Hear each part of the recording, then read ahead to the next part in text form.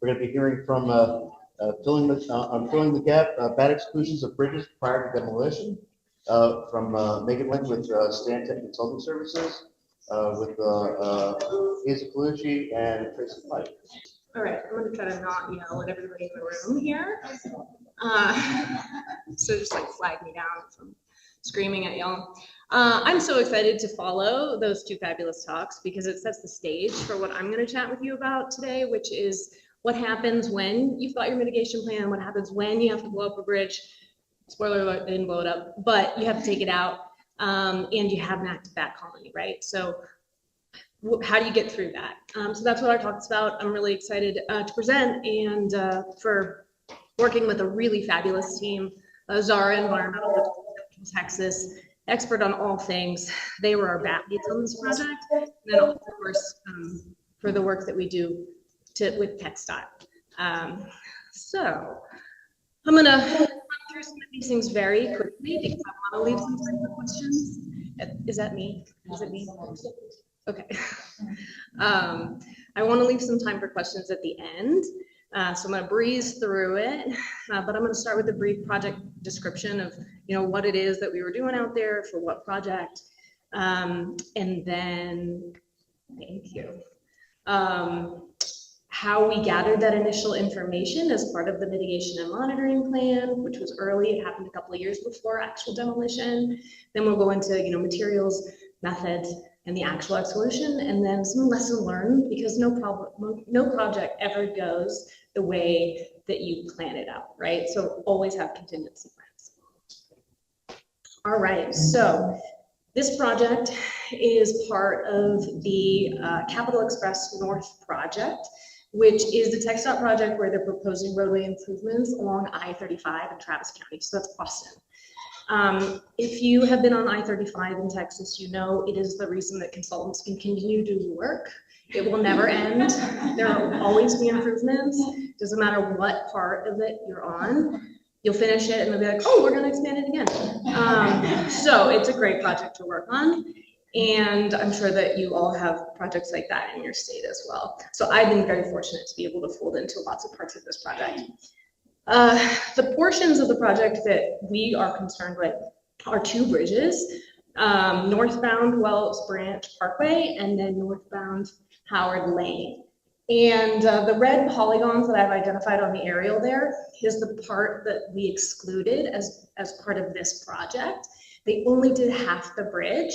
They left the remaining portion, the southbound lanes, intact so that the bats could have additional habitat until future demolition in 2026. So it's an active project, it's I-35, we couldn't shut it down. Everything had, active construction, cars everywhere. So really challenging place to work. The special thing about these bridges is they have two very known, well-known Brazilian free-tailed bat populations at them. And if you know Austin loves their bats. Congress Avenue Bridge is an icon for us, right? And so people love watching emergence. And although these aren't as scenic as Congress over Lady Bird Lake there, these are really close to the ground. And they have pretty sizable colonies of about, 7 to 16,000. And, people can see them and they're close to neighborhoods. And so the local community is aware of them. And TxDOT, because of that, worked to develop some solutions really early on with the community through news media and print.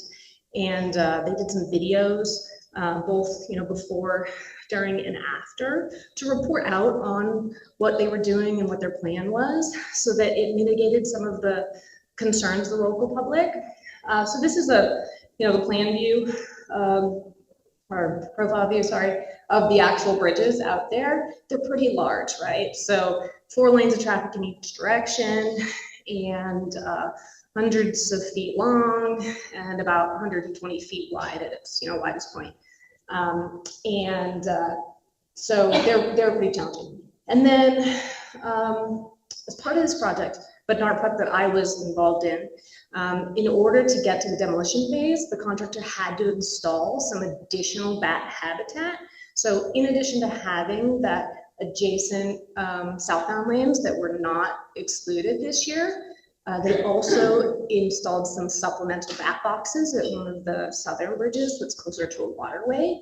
And TxDOT has been doing bat box installation on the bridges forever. I used to work for TxDOT many moons ago, like 10 years ago, maybe longer. And they were doing them, and they have so many cool plans now and different types of retrofitting of different kinds of structures and boxes, and they spray them with a bunch of guano liquefied. It's gross. But they do it well. And so they have a bunch that had it installed prior to us being able to go out there and prior to the contractor being able to demo. Okay, so those initial studies, right? They were done in 2021. So we just did this exclusion in 2024. They had a couple of years. They went out there, they did acoustic, they did visual inspections. This is a really scary graph, but essentially it maps out 1 meter increments across the entire bridge. This is just one bridge. They quantified bat habitat, the gap widths, and quality across the entire bridge, right? Really labor intensive, but it gave us a really good plan for what we were gonna find, we thought we were gonna find when we went out there to do the exclusion a couple of years later. It allowed TxDOT to be able to plan with the contractor to develop that scenario that says, hey, we have a really big maternity colony and we want to do the exclusion in the winter because we know that there's going to be less there. In Texas, we have resident bats, right? So like lots come in, but there's always bats there. And these bats are not protected in Texas. So no state regulations, no federal regulations. There really isn't a reason for TxDOT to go above and beyond with these types of things other than they're just good stewards in Texas. They're really great, especially bat type mitigation and monitoring. And they have a good MOU with the Parks and Wildlife Department. So they're really good collaborators. So anyways, we used all of that information to put together a survey plan for our exclusion, right? So we wanted to have that proactive communication. You have to involve the contractor. They have to have buy-in on what you're gonna do, when you're gonna do it, and how you're gonna do it. Then you have to consider like, when is the emergence happening? What's it like right now? What's it like a week from now? So we use like the Doppler radars, really great stuff. So you don't have to go out there every single day and see what time they're coming out. And then we also did some site visits to make sure we understood the habitat and how many bats were there when we were planning on it. We had to order a lot of materials, make sure all our equipment, and what type of equipment we're going to use, and then safety is such a huge concern on projects like this that have active road construction, active traffic. And if you've never done an exclusion, you do them at night. You do them after emergence, right? And so it's dark. We usually started around 7 o'clock, went to 3 in the morning, sometimes later. And we had to have police escorts. We have to, have lots of cones, lots of blocks off, and people run through it anyways. So you just have to be, head on school. So you have to plan for that. You have to have a really detailed safety plan as well, in addition to your survey and your, mitigation plan. So I'm sure I'm going to miss some stuff, but please ask questions later. Don't heckle me yet. We had multiple types of exclusion materials, right? I'll just say that not every project, probably most projects, are not candidates for using expandable spray foam. Really, you have to have the most educated, informed, experienced group of biologists doing the installation if you're going to use expandable spray foam, because it can go so terribly wrong. I'm sure everyone's seen the horror pictures, and it happens. So I'm not gonna, hawk a particular brand, but talk to me after if you have questions. The important thing to note is that the only areas that we excluded with expandable spray foam were unoccupied areas. And we used fast rise. It cured like sticky tack in 45 seconds. You could cut it hard in 5 minutes. And so we had no entanglement issues. And I mean, literally it sprayed up there. And by the time you moved back, it was hard enough. You couldn't, you could scrape it off, but you couldn't catch anything. So that's my momentary diversion on expandable spray foam. But we also used one-way exclusion valves and foamy noodles, like pipe insulation full noodles, whatever you can find. We bought out like 10 Home Depot's worth. And then good old fashioned duct tape, right? We'll stick to anything for temporary. The reason you might ask, like, why did you even consider expandable spray foam? It's an active project. We had to pick the demolition, which worked with the contractor, right? It's a contractor-driven project. And so although TxDOT could control us getting out there and doing the exclusions and being like, you are not demoing during maternity colony period, you know, it's a construction project, so you gotta work all those things in. And the timeline, we wanted to do winter exclusion, and they were gonna do like fall or some other time original demolition plan. And so there was a very long lead time between when we would exclude on the plan and when we were actually gonna demo. So we need that material being permanently installed, so you didn't have a bunch of bats coming into gaps and then like creating a chaotic environment right before demolition. So the exclusion, what do we plan? We plan for an early spring mobilization. We planned for a full exclusion with monthly checks to make sure that we had no additional things fall out. I mean, it's a bridge, lots of cars going over it all day, every day, active construction around, things shake out, right? And then we were gonna do some pre-demo recon to make sure everything was nice and tight. What actually happened was we did a first mobilization in April because the contractor schedule got delayed. And that's not a great time. Bats come back, they're big and they're pregnant and they don't want to move. So we quickly got out there and noticed this isn't going to work. We can't exclude these bridges like we wanted to exclude. We can definitely get the areas that are non-habitat, definitely get the areas that are not being used. But we couldn't do it. Howard Lane was almost a, like 15% exclusion in April. We just couldn't get it done. So we worked with the contractors, we worked with TxDOT. We planned for additional mobilizations in September and October, right before demolition. And that's when we had to get really creative. So here are some just pictures of what that all looks like. We had multiple aerial lifts out there at all times. We had 2 spotters for every lift. We had 1 runner for, somebody needed more equipment or things up in the lift. So lots of people on the ground, in addition to all of our traffic control plan, police, and occasionally some, bystanders that were just interested. And so we went methodically through. Originally, they planned to only close 1 lane at a time for us, which is terrifying. But ultimately, in September and October, we got the contractor to agree to let us close the entire intersection for multiple nights in a row, and we just knocked it out, right? It was lovely. And the success to the entire project was one-way exclusion valves, okay? So like, whatever you do, come with 18 different types of widgets that might work for your project, right? Maybe it doesn't fit in that one, but it could fit over there, and maybe this, cut up water bottle is going to work in this little, crack. Get creative, bring it all over by, always return it. And we just worked methodically, right? So we had 1 person slicing strips on those foam noodles of various sizes, and then we had teams just, packing them into the gaps.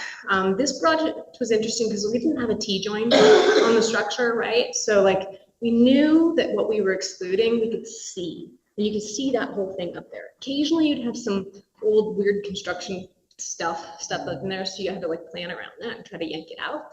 But you could see your exclusion areas. So like you could be really comfortable that everything was out. So we didn't have any entombments.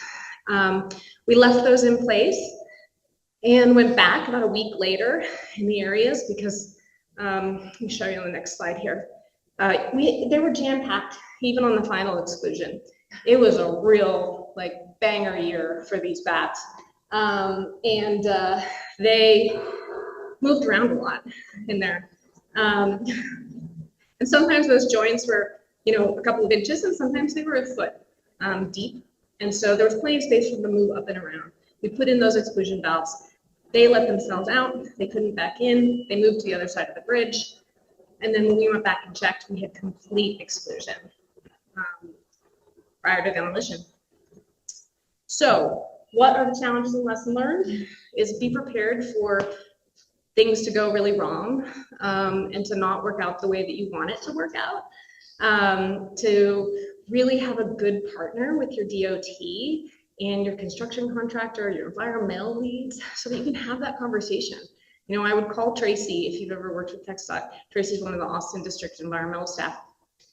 And she asks us every day, you know, she texts me at like 3 in the morning saying, how did it go out there? You know, she was our ally with the contractor when we needed to explain, like, we had to demobilize because the weather condition changed and bats weren't going to move and there was nothing we were going to do about it, right? You know, they get feisty, especially if they're pregnant. They pop up and they're not going anywhere. You can't entice them out of those cracks. And so you just have to leave them. And so having people that are knowledgeable about that and can talk to your construction contractor with a little bit more authority is really helpful. And then plan for, you know, your equipment to break.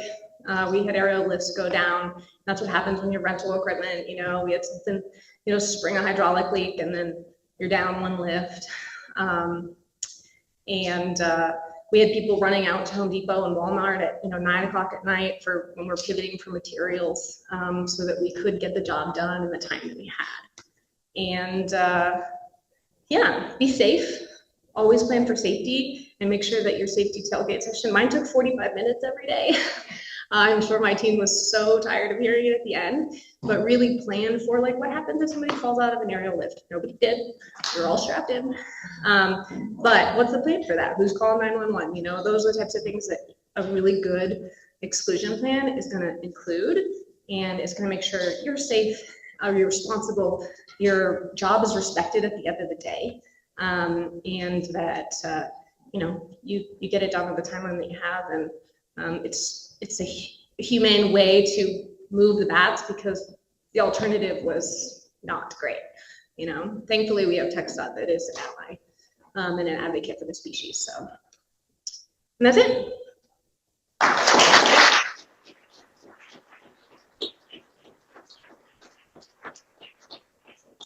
Remember to decontaminate afterwards. Yes. Oh, sorry. It was all, we had the white nose protocol for everything. So. Thank you, Megan. Questions? Not getting out of it, I guess. So did you mention that TxDOT sprays liquefied guano on bat houses? Yeah, you did. Does that attract them to bat houses? I believe so. I haven't asked that. And it's been a while since I've been involved in those projects. I don't think we have recently.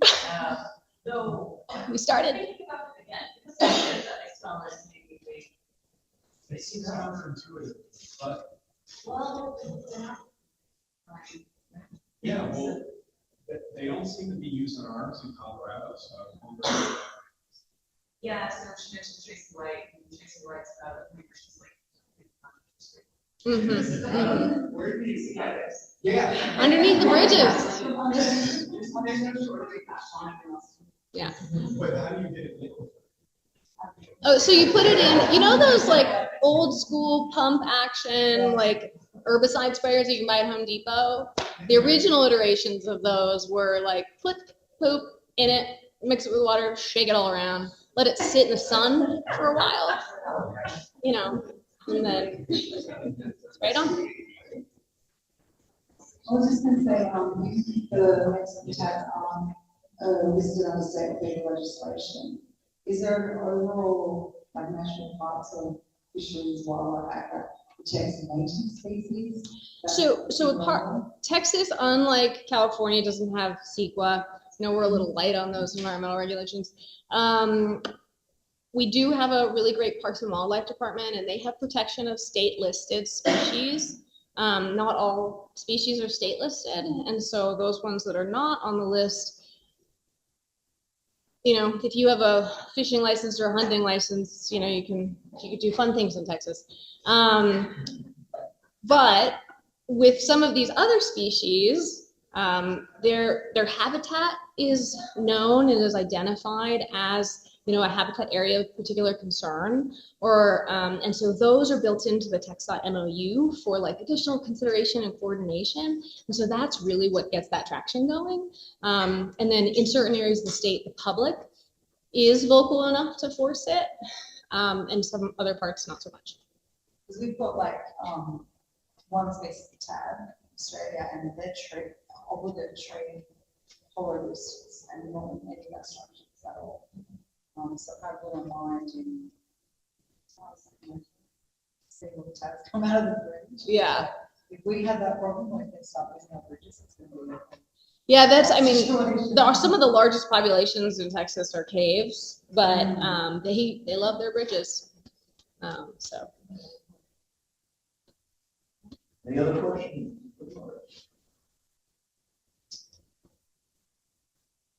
You mentioned that, spoiler alert, the bridge wasn't demolished, so when you were excluding it, The southbound of the bridge wasn't demolished. was this the bridge that wasn't demolished, or? So both bridges, Howard and Wells Branch, had their northbound lanes demolished and the southbound lanes remained intact until 2026, I think is the next demolition schedule. So we'll go through that process again once the other side is built, and then they can move the traffic back over.